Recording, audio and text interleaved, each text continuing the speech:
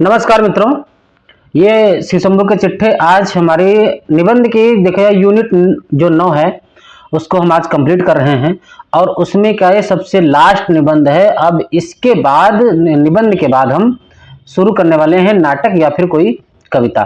ठीक है, दो में से कोई टॉपिक मैं पहले शुरू करने वाला हूं और देख लो ये संपूर्ण नाटक आपको इसी फॉर्मेट में और इसमें कुछ छूटा हुआ नहीं। देखो इतनी अच्छी तरीके से मैंने इसको लिखा है, सेट किया है। ठीक है, कुछ छूटा हुआ नहीं, आपके सब काम का है इसमें, ऐसा नहीं कि कुछ छोड़ दिया है मैंने। ठीक है, पूरा निबंध तो नहीं है, संपूर्ण निबंध तो नहीं है, पर हाँ आपके काम की चीजें इसमें सारी हैं। ठीक है, जितने अभी तक प्रश्न बने हैं या बन सकते हैं वो सारा हमने आपके सामने रख दिया है। अच्छी तरीके से आप इतना ही पढ़ लीजिए, मेरे ख्याल से संभव की चिट्ठा काफी है। सॉरी, चलो हम शुरू करते हैं शिशंभू के चिट्ठे। ये बहुत बड़ा निबंध है वैसे, बाकी आपको उतना नहीं पढ़ना है, बहुत ज्यादा हो जाएगा। ठीक है, और मुझे लगता है कि अभी तक हमने भारतीय युग देखो क्या क्या पढ़ा चुके हैं, मैं आपको बता देता हूं एक बार फिर से। ठीक है, ताकि आप लोगों को ऐसा ना लगे कि कुछ पढ़ाया नहीं जा रहा। कम से कम 2 से 3 क्लासें मैं रोज ले रहा हूं। ठीक है, मेरा टारगेट है, मैं सोच रहा हूं कि जून यूजीसी नेट 2025 वाला जो एग्जाम है उससे पहले कुछ नहीं तो 15 मई तक, ठीक है, 15 मई तक मैं सिलेबस को संपूर्ण पढ़ा दूंगा। ठीक है, और उसके बाद में सिर्फ प्रैक्टिस होगी, केवल प्रैक्टिस होगी 1 महीने, यानी जब तक एग्जाम नहीं होगा। ठीक है, डेली 100-150 इधर सारे यूनिटों से प्रश्न रहेंगे। ठीक है, बेहतरीन तरीके से हम करेंगे, अभी मेहनत करें, हम तो कर ही रहे हैं। ठीक है, अभी तक जो हम पढ़ा चुके हैं, हिंदी साहित्य का इतिहास अब आप लोगों के लिए बड़ा महत्वपूर्ण हो गया है क्योंकि उनसे ज्यादा प्रश्न बनने हैं। सबसे पहली बात क्या आप याद रखें, हिंदी साहित्य के इतिहास में हम पढ़ा चुके हैं, आपको भारतीय युग पढ़ा चुके हैं पूरा। ठीक है, द्विवेदी युग पढ़ा चुके हैं और छायावाद चल रहा है। ठीक है, छायावाद चल रहा है। अब इसके बाद में हम फिर प्रगतिवाद, प्रयोगवाद, नई कविता और संपूर्ण हिंदी साहित्य का इतिहास, और इधर हमारे निबंध समाप्त होने वाले हैं। अब हम नाटक या कविता में से कोई टॉपिक शुरू कर देंगे। दूसरी बात, उधर भारतीय काव्य शास्त्र में 5 क्लासें हुई हैं, आगे क्लासें जो बची हुई उनको भी लेंगे। ठीक है, चलो तो आज का टॉपिक हमारा क्या है, शिशंभू के चिट्ठे। और एक चीज आप लोग मन में जो रहता है, इस बात को मैं समझा दूं कि जितना मैं पढ़ा रहा हूं आप लोगों के लिए इनफ है। ठीक है, कुछ भरोसा रखो। 2 बार मैंने भी एग्जाम निकाला है, रिसेंटली दिसंबर वाला मैंने निकाला है। ठीक है, तो इस बात का भरोसा रखो कि आप लोगों के लिए मैंने इतना रख देता हूं कि हाँ आपको उतने में इनफ है, इससे ज्यादा नहीं पढ़ने की जरूरत है। ठीक है, ये आप जिस दिन समझ गए कि क्या पढ़ने से बेहतर है कि क्या छोड़ना जरूरी है, ये चीज जिस दिन समझ जाओगे उस दिन एग्जाम निकल जाएगा। ठीक है, सब कुछ पढ़ लेने से एग्जाम नहीं निकलता है, इतना याद रखना, सिर्फ मन का भ्रम है ये। चलो, शिशंभू के चिट्ठे निबंध है किसका भैया, बाल मुकुंद गुप्त का है। अच्छी बात है भाई, बाल मुकुंद ने लिखा है। इनका जो निबंध है ना भाई, ये भारत मित्र पत्रिका थी एक, भारत मित्र, जो 11 अप्रैल 1904 ईस्वी से 1 मार्च 1907 ईस्वी तक जितने चिट्ठे इन्होंने लिखे, 13-14 चिट्ठे, सारे के सारे इसमें प्रकाशित है। और इस पत्रिका के खुद ही ये संपादक थे। खांसी आ रही, पता नहीं क्यों, क्या हुआ है। 1904 ईस्वी से 1907 ईस्वी के मध्य भारत मित्र में, याद रखना, प्रकाशित हुए थे 1904 से 1907 ईस्वी के मध्य, ये बात याद रखनी है। इस दौरान भारत मित्र के जो संपादक थे वो कौन थे, आपको पता होना चाहिए, स्वयं बाल मुकुंद गुप्त थे। ठीक है, बाल मुकुंद गुप्त थे, अच्छी बात है। देखो कुछ निबंध के बारे में कहते हैं कि व्यंग्य विनोद की सजीव शैली में लॉर्ड कर्जन के शासन काल में भारतीय जनता की दुर्दशा, भारतीय जनता की दुर्दशा, 1 मिनट, भारतीय जनता की दुर्दशा को प्रकट करने के लिए 8 चिट्ठे लिखे गए थे। कितने, 8 चिट्ठे लिखे गए। कलकत्ता की, याद रखना इसमें कलकत्ता का भी वर्णन है, कलकत्ता की शासन व्यवस्था को व्यंग्य के माध्यम से दर्शाया है। कौन, शिशंभू, जो है बाल मुकुंद गुप्त ने। शिशंभू के चिट्ठे जो नामक निबंध है उसको बाल मुकुंद गुप्त ने अंग्रेजी शासन किया, इसमें अंग्रेजी शासन की आलोचना की। यह निबंध कैसा है भैया, प्रतीकात्मक शैली में लिखा गया। किस शैली में लिखा गया है, प्रतीकात्मक शैली में लिखा गया है। इस निबंध की शुरुआत स्वप्न के जरिए से होती है, सब बातें याद रखना। एक प्रतीकात्मक शैली में लिखा गया है और इसकी शुरुआत स्वप्न के जरिए से होती है। जब शिव शंभू शर्मा जो हैं वो एक सपने में देख रहे हैं कि वो बुलबुल को उड़ा रहे हैं, वहीं से। चिट्ठे जो है याद रखना कि शिव शंभू शर्मा के नाम से लिखे गए हैं। शिव शंभू परतंत्र देश का नागरिक, याद रखना, कहां का? परतंत्र देश का नागरिक है। ठीक है। मन बदलाव के लिए वह भांग भी सेवन करता है। कौन? शिव शंभू शर्मा। ठीक है। क्यों? क्योंकि वो परतंत्र यानी परतंत्र देश का नागरिक है और मन बदलाव के लिए वो भांग भी पीता है। इसमें याद रखना कि 8 चिट्ठे लॉर्ड कर्जन के नाम से लिखे गए थे। ठीक है।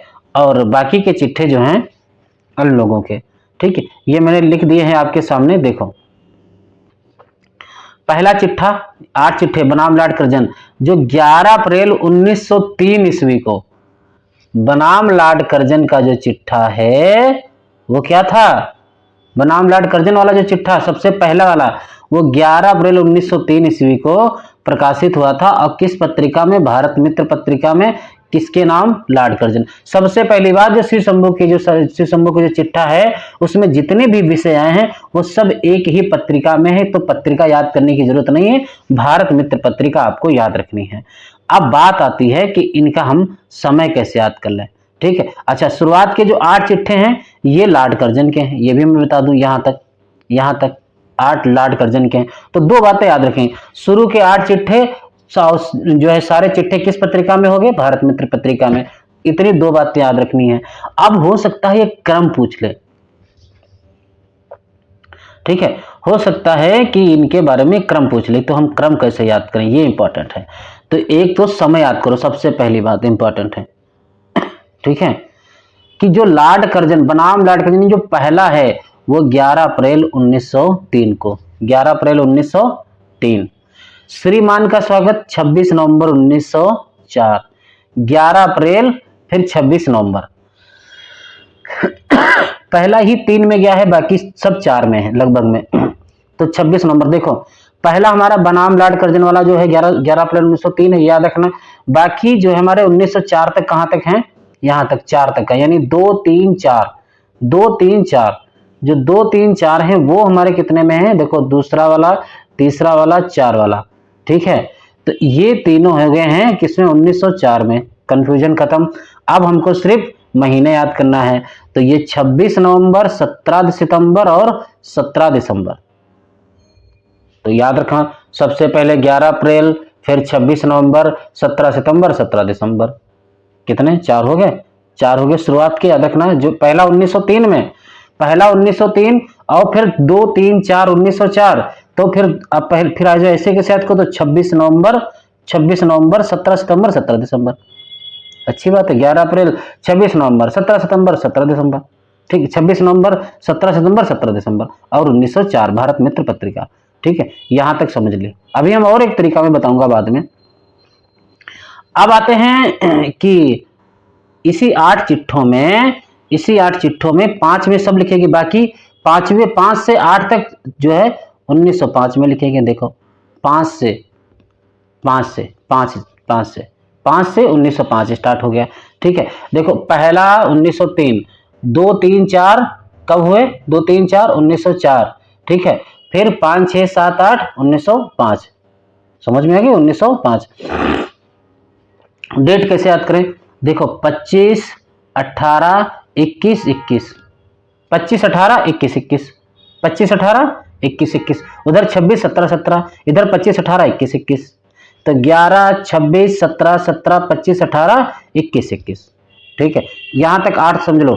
11, ठीक है, फिर 26 17 और 17। अच्छी बात है। फिर 25 18 21 और 21। बस इतनी तो डेट होगी 1 से 8 तक का।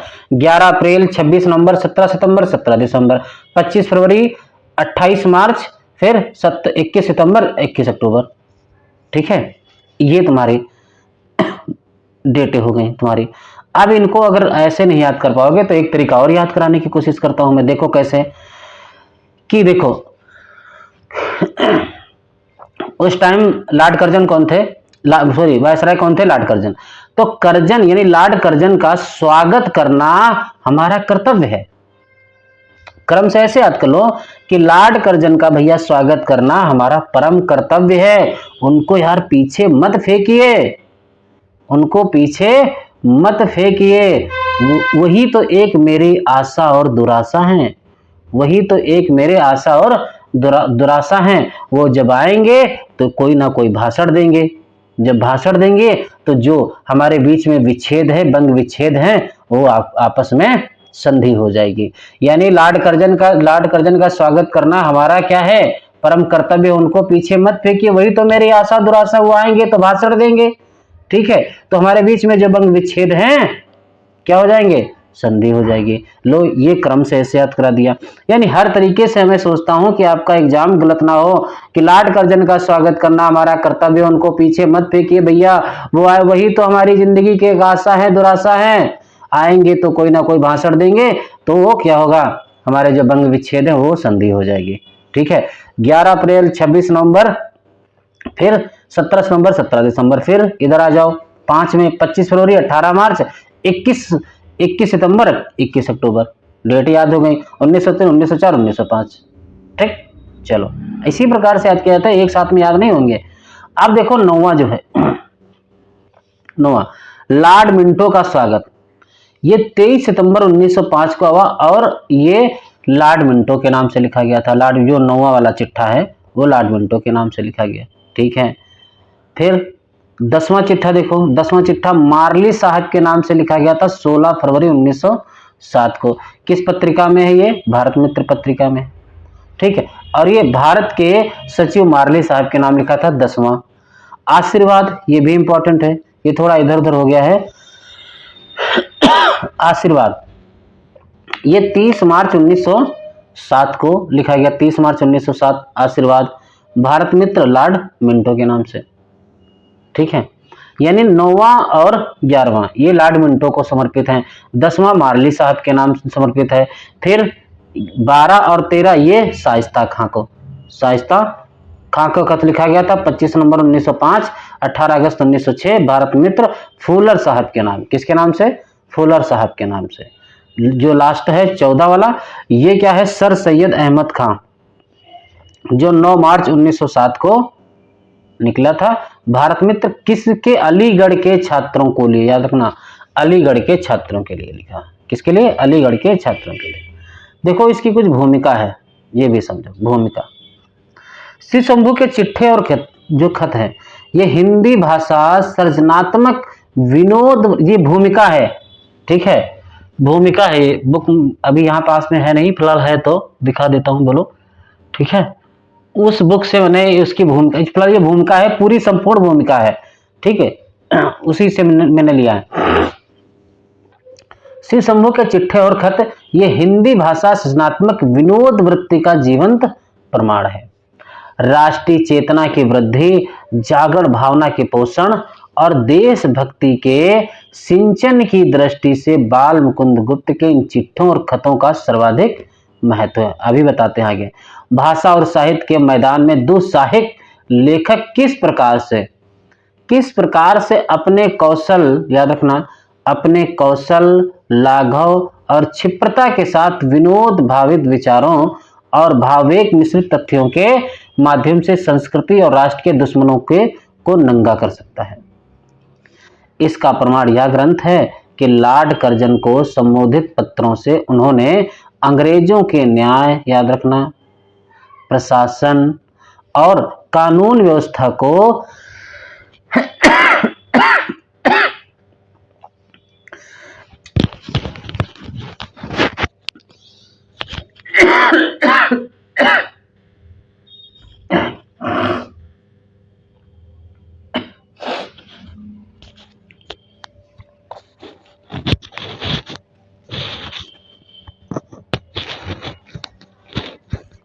देखो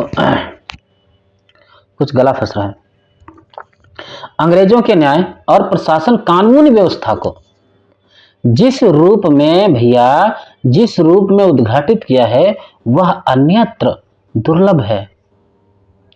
व्यंजना, वक्रता, विडंबनाओं के द्वारा ही वे ऐसा कर सकते हैं। वस्तुतः यही गुप्त जी के साहित्यिक व्यक्तित्व का मूल आधार है, याद रखना। ये इनकी जो भूमिका लिखी थी, किसने लिखी थी? सत्यप्रकाश मिश्र ने लिखी थी, इलाहाबाद विश्वविद्यालय इलाहाबाद में। ठीक है, याद रखना। 8 चिट्ठे जो काल क्रमानुसार हैं, ये देखो इंपॉर्टेंट है, 8 चिट्ठे। ठीक, उसी प्रकार से बनाम लॉर्ड कर्जन, अब ये आप साथ साथ में लिखो कि ये भैया 11 अप्रैल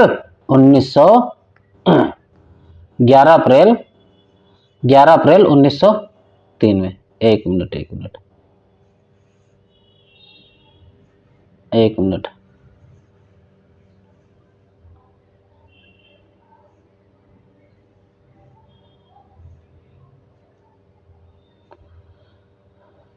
चलो देखो,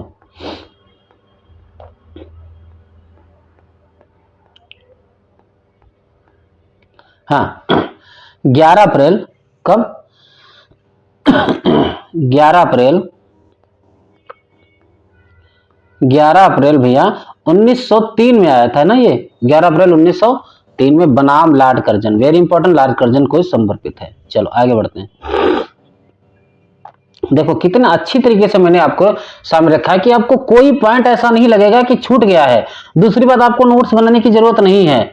अगर आप रेगुलर मुझसे पढ़ रहे हैं तो मैंने कहा कि ये मेरा नंबर है 97, जो व्हाट्सएप नंबर है जो मैंने ग्रुप बना के रखा है, ये संस्थान का नंबर से मिलो, 97215658 और 75। ये नंबर आप लोग नोट करके इस पे व्हाट्सएप मैसेज करेंगे, सिर्फ कॉल नहीं लगेगी।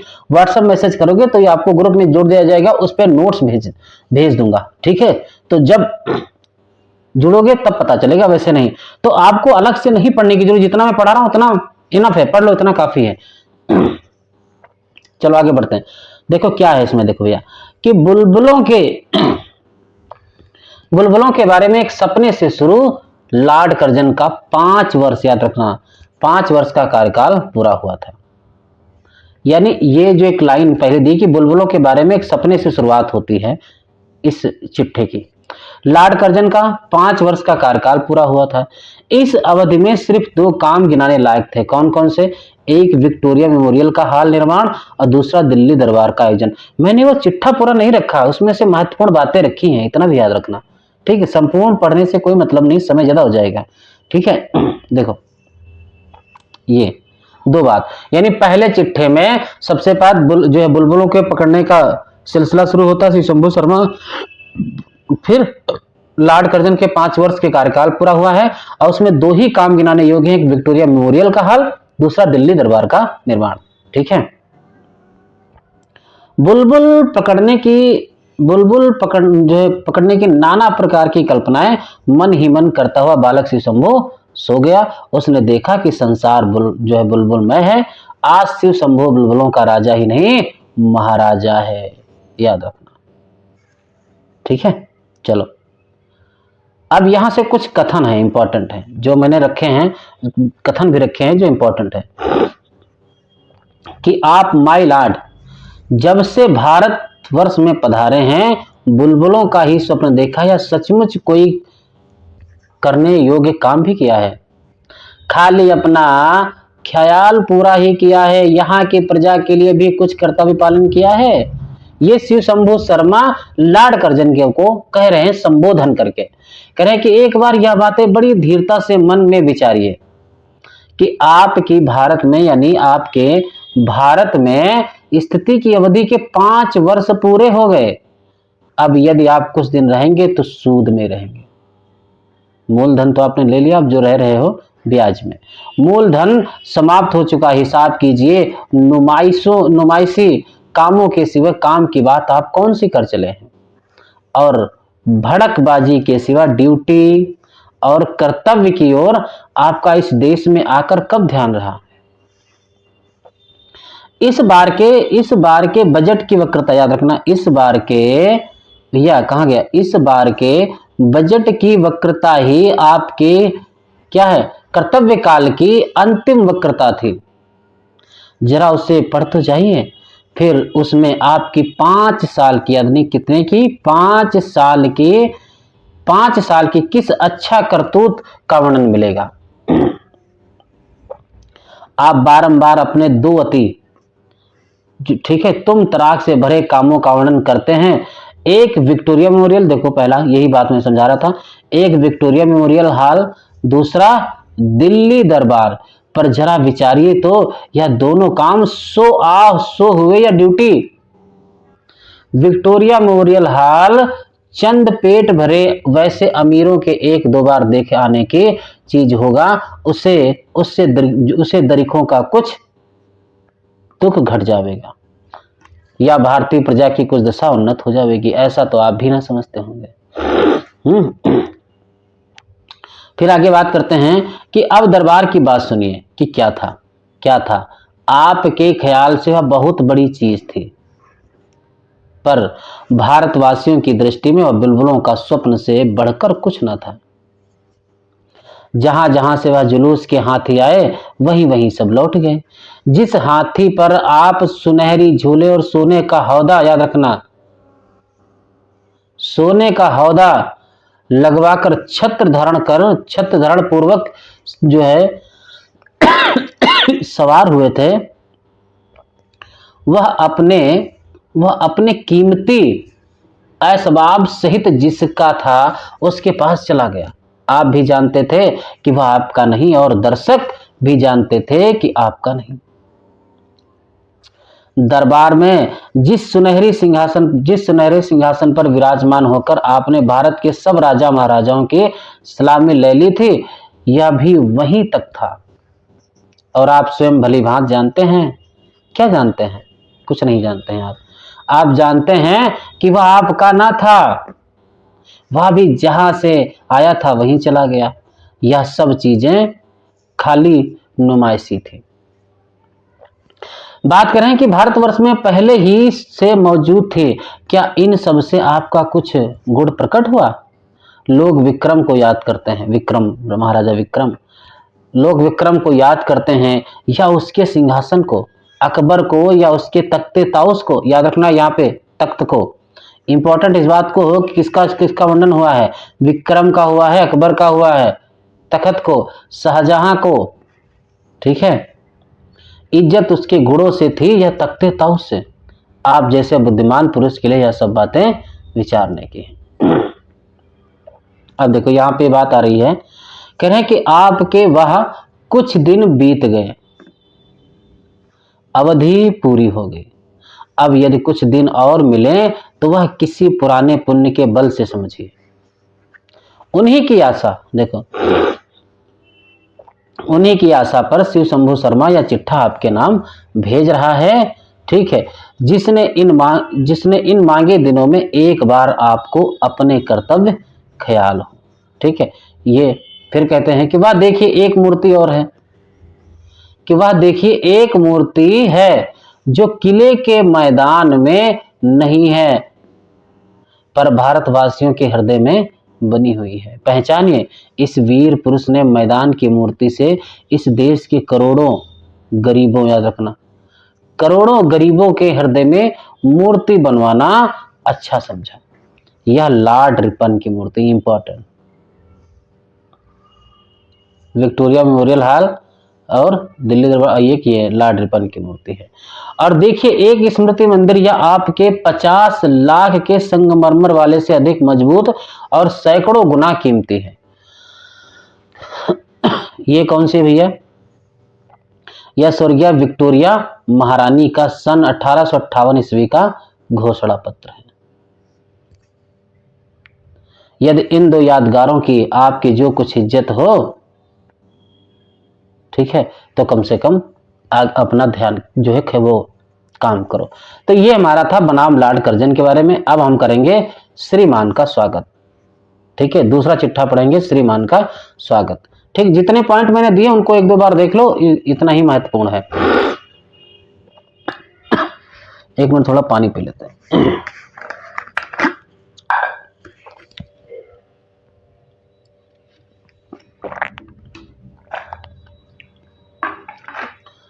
लॉर्ड कर्जन को देखो, लॉर्ड कर्जन को अपना कार्यकाल पूरा करने के बाद दूसरी बार 2 वर्ष, याद रखना, 2 वर्ष के लिए वायसराय नियुक्त किया गया। लॉर्ड कर्जन के पुराने कारनामों का क्या है, व्यंग्यमयी भाषा, याद रखना, व्यंग्यमयी भाषा में उल्लेख है। क्या है कि भाग्यवादी विवश लाचार भारतीयों की तटस्थ वृत्ति पर गहरे प्रहार किए थे। ये पॉइंट निकाले हैं।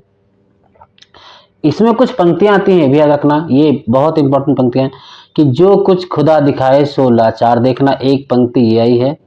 एक नजीर की पंक्ति आई है, कौन, कुंडी के नकारे पे खुदके का लगा डंका, नित भंग प्यारे दिन रात बजा डंका। ये बहुत, दोनों पंक्तियां याद रखना है, किसमें है, श्रीमान के स्वागत में है। ठीक है, एक पर एक प्याला इस बूढ़े ब्राह्मण को देना ना भूलना। तो याद रखना, पूछा जाएगा कि किसमें बूढ़ा ब्राह्मण की बात हुई है, तो श्रीमान के स्वागत में। अब इसके कुछ महत्वपूर्ण कथन है, देखो इसमें यह कथन पूछा जा चुका है, ठीक है, एक बार, कि जो अटल है वह टल नहीं सकती, जो होनहार है वो होकर रहती है। इसी से फिर 2 वर्ष के लिए भारत के वायसराय, कहाँ के, भारत के वायसराय और गवर्नर जनरल होकर लॉर्ड कर्जन आते हैं। उन्होंने भैया पृथ्वीराज जयचंद की तबाही देखी। क्या क्या देखे भारतवासियों ने, उन्होंने पृथ्वीराज जयचंद की तबाही देखी, मुसलमानों की बादशाही देखी,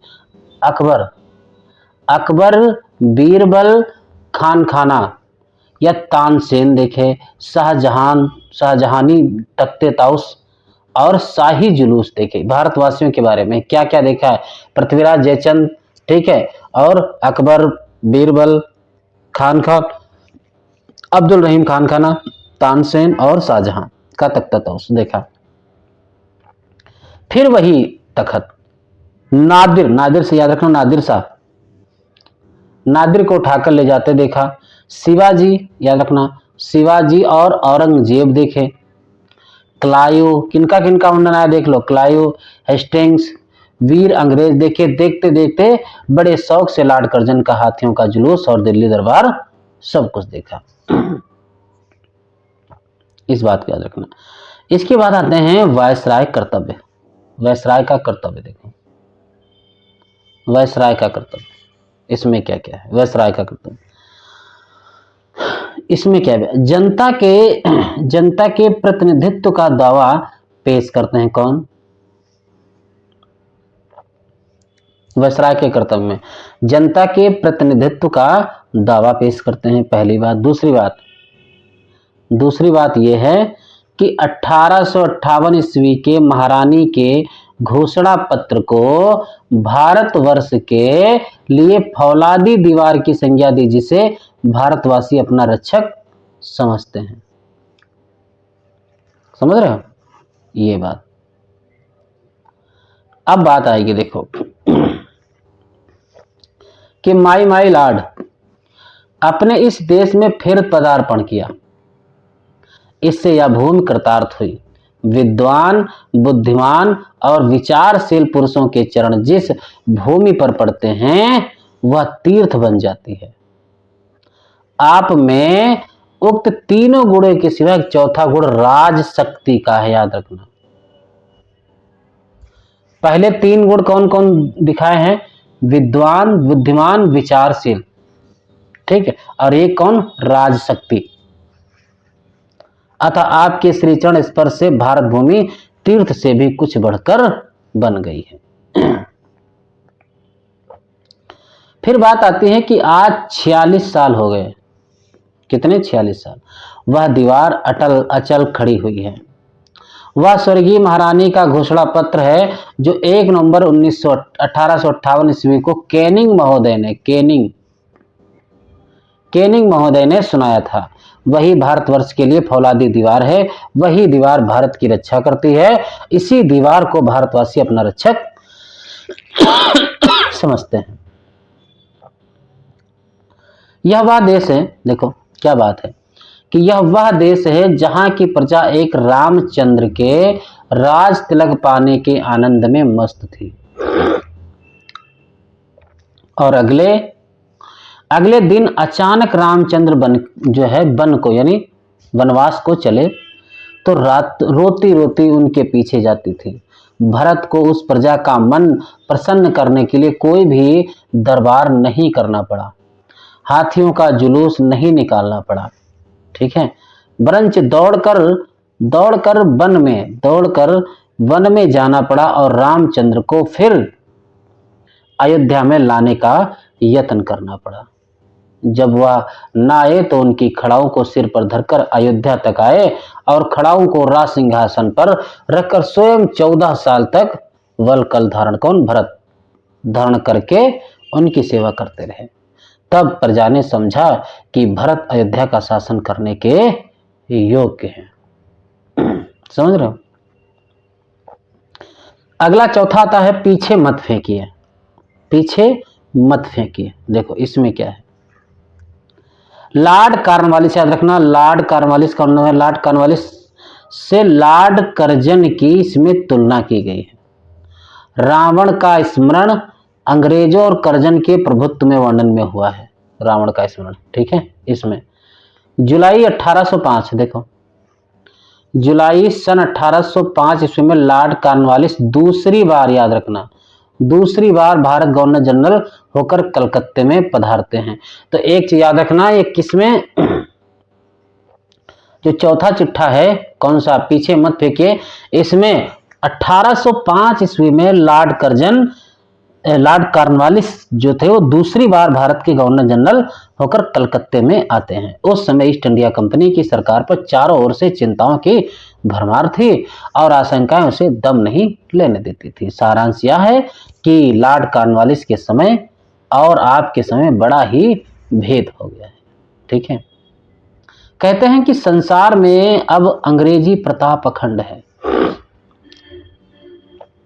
भारत के राजा अब आपके हुक्म के बंदे हैं, उनको लेकर चाहे जुलूस निकालिए चाहे दरबार, निबंध पाठ टेक्स्ट से, ठीक है। बनाकर सलाम कराइए उन्हें, चाहे विलायत भिजवाए चाहे कलकत्ते बुलाइए, जो चाहे सो कीजिए वह तो हाजिर है। जिस जाति से, आगे बात कहते हैं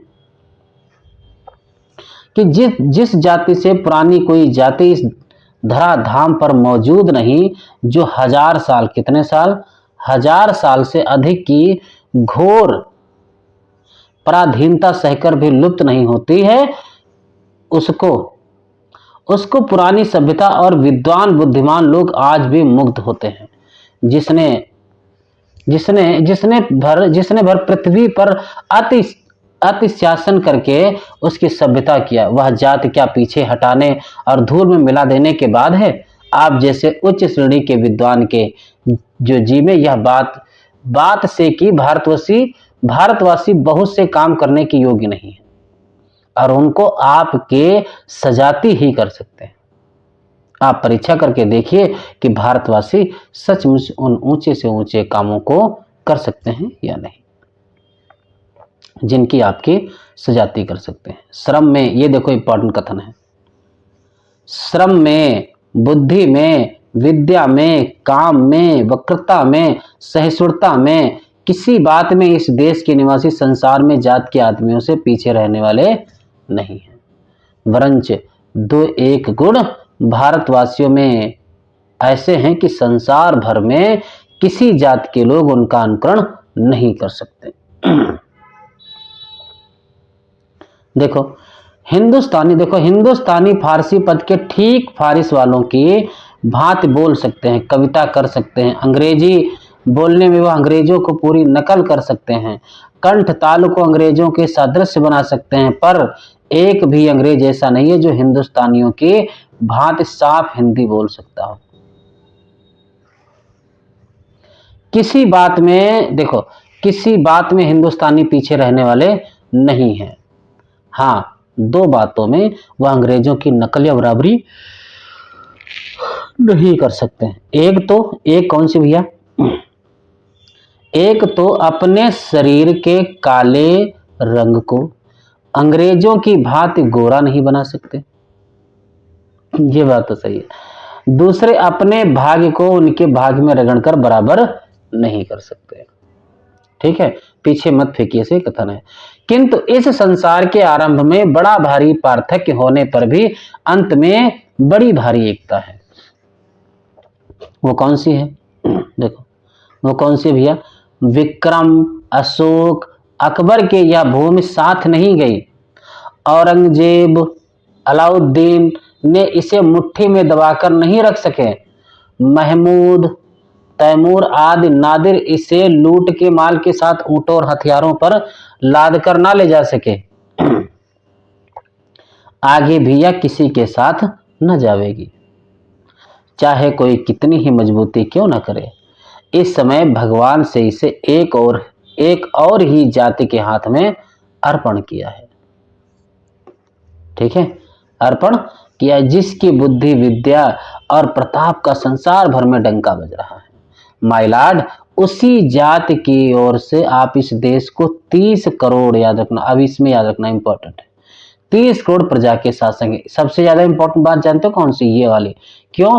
क्योंकि आपसे ये देखो, मैंने कहा था ना, शिव शंभू की चिट्ठी, दिल्ली दरबार दर्पण और कौन सा निबंध है? उठ जाग मुसाफिर,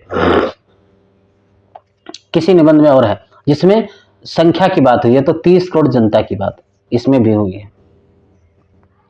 अब यह विचारिए, देखो अब यह विचारना आप ही के जिम्मे है कि इस देश की प्रजा के साथ आपका क्या कर्तव्य है।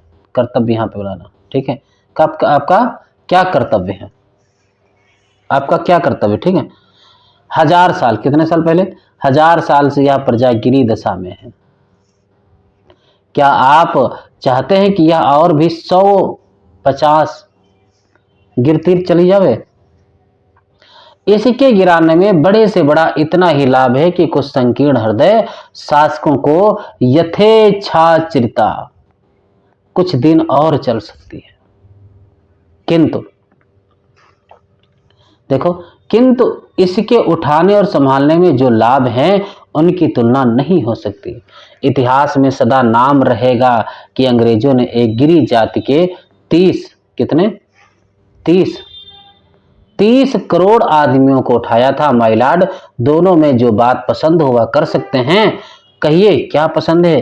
पीछे हटना या फिर आगे बढ़ाना, पीछे हटाना या फिर आगे बढ़ाना। आगे बात आती है आशा करजन के दूसरी बार वायसराय बनने पर, देखो दूसरी बार वायसराय इसमें बनने पर भारतीयों की जो उम्मीदें थी वह उनके बंबई के पहले भाषण से ही समाप्त हो गई थी। आशा के अंत में ये बात हो रही है। भारतीय जलवायु, देखो भारतीय जलवायु और नमक की अजब तासीर का वर्णन है।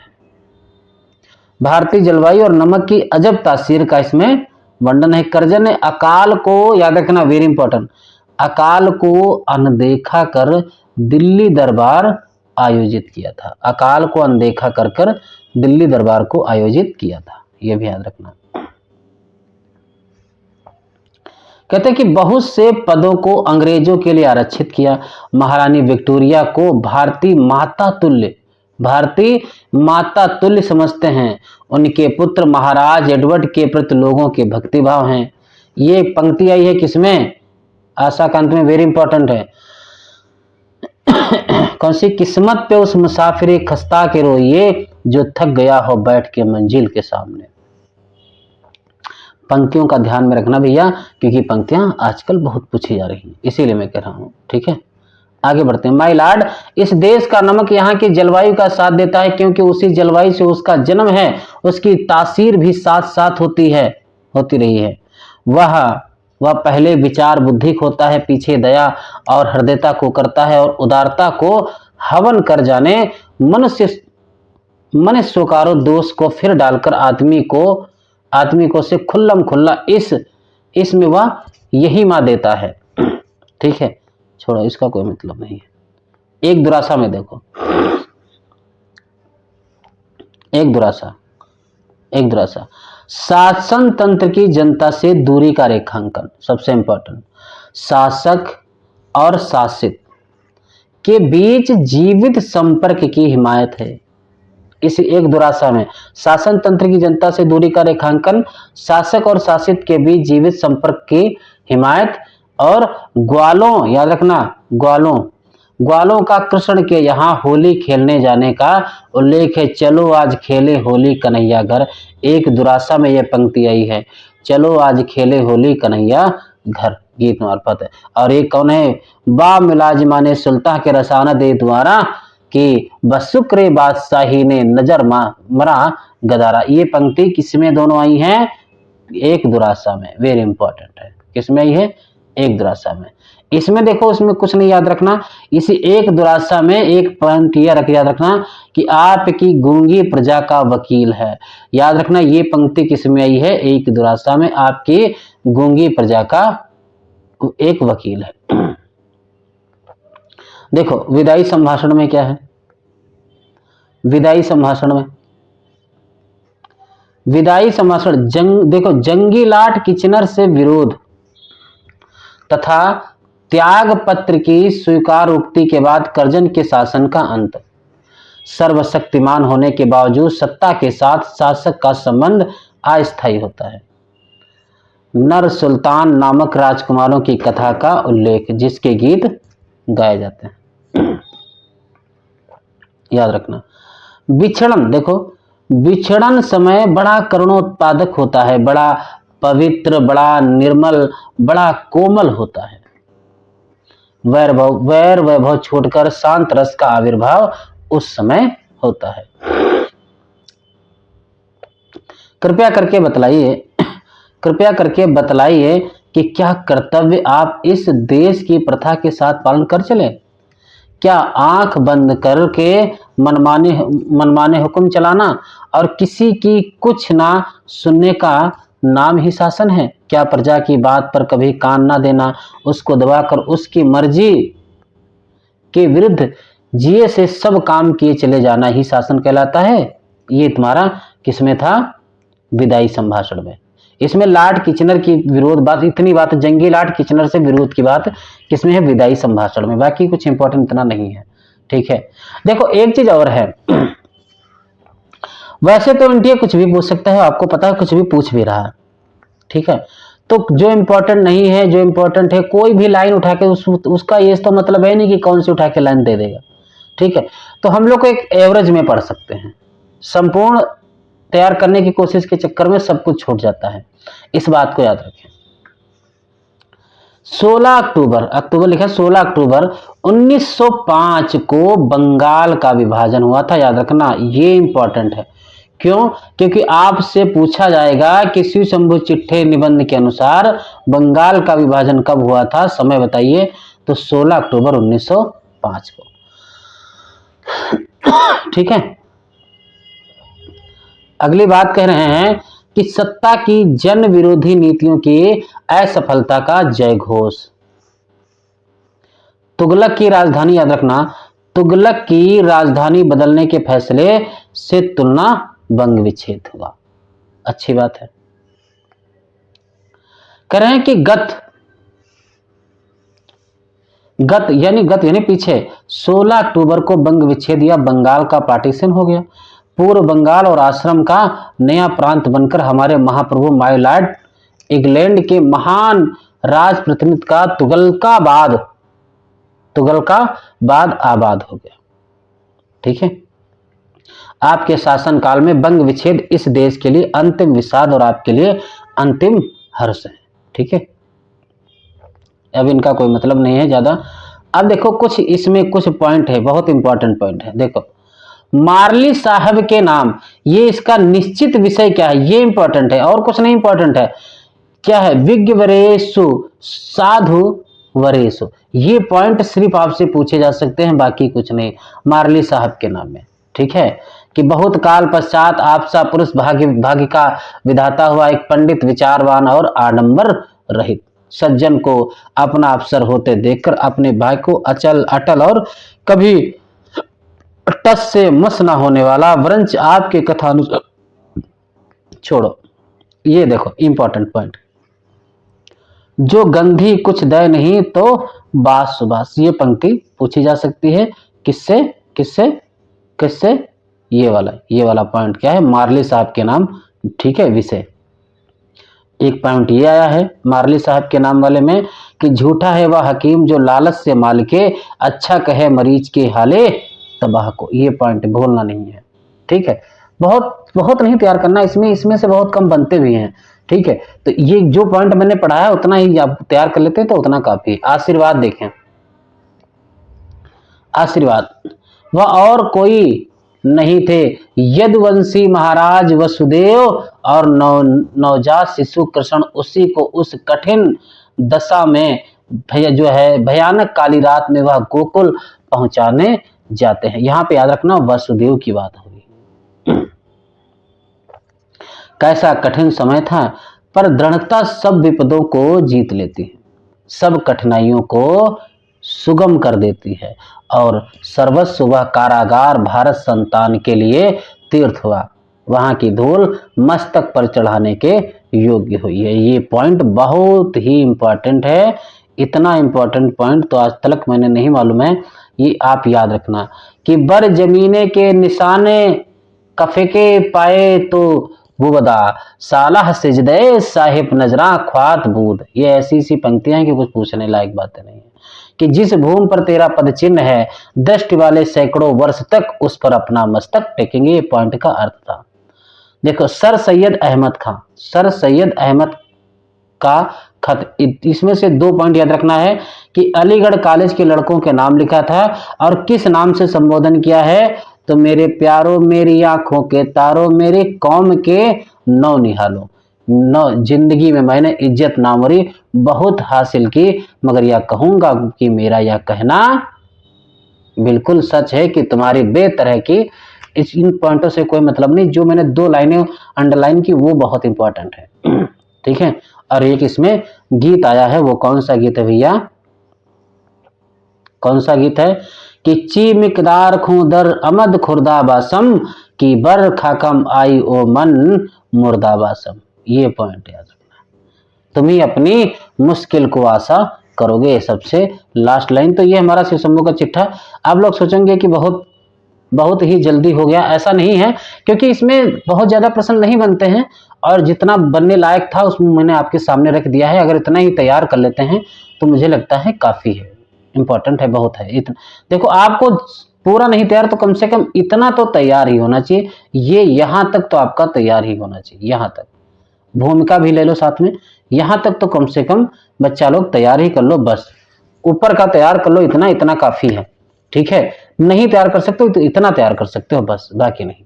बाकी आप पढ़ पाओ तो बहुत अच्छी बात है, नहीं पढ़ पाते तो इतना कम से कम तैयार कर लो, ठीक है, कम हो जाएगा। चलो, तो आज के लिए अपनी इतनी क्लास रखते हैं और सब लोग क्लास को देखें तो कम से कम शेयर कर दिया करें, लोगों के पास पहुंचे। अभी शुरुआत है तो आप लोग भी थोड़ी मेहनत करें, थोड़ी हम भी मेहनत कर रहे हैं, ठीक है। और आपको लगता है कि अगर क्लास अच्छी है तो आप कमेंट करके ये बताएं कि आगे आप किस पर चलते हैं, मतलब कौन सी क्लास चाहते हैं। ये आखिरी निबंध है, इसके बाद आप लोग कमेंट करोगे कि आपको नाटक पढ़ना है या कविता पढ़ना है, ठीक है, या फिर कहानी पढ़ना है। इसी फॉर्मेट में लेके आऊंगा, संपूर्ण नाटक होगा। संपूर्ण नाटक से क्या मतलब ये नहीं कि बिल्कुल सबको टेक्स्ट पूरा पढ़ाऊंगा, कोई मतलब नहीं है, मगर हाँ कथन नहीं छोड़ूंगा, इतना याद रखना। कोई ऐसा कथन नहीं होगा कि जो आपको एग्जाम में ना पॉइंट में रखा मिले। अगर एग्जामिनर से तो बाहर मेरे कथन नहीं जाएंगे, ठीक है, ये अनुभव है, ठीक है। इस बात का मैं बता रहा हूं, आप लोग कमेंट करके जरूर बताएं कि आपको किस पे क्लास इसके बाद चाहिए। जल्दी बताना, कल ही, तब जब बताओगे तब मैं इसकी क्लास रिकॉर्ड करूंगा, ठीक है। चलो, आज की क्लास यहीं तक रखते हैं, बहुत बहुत धन्यवाद।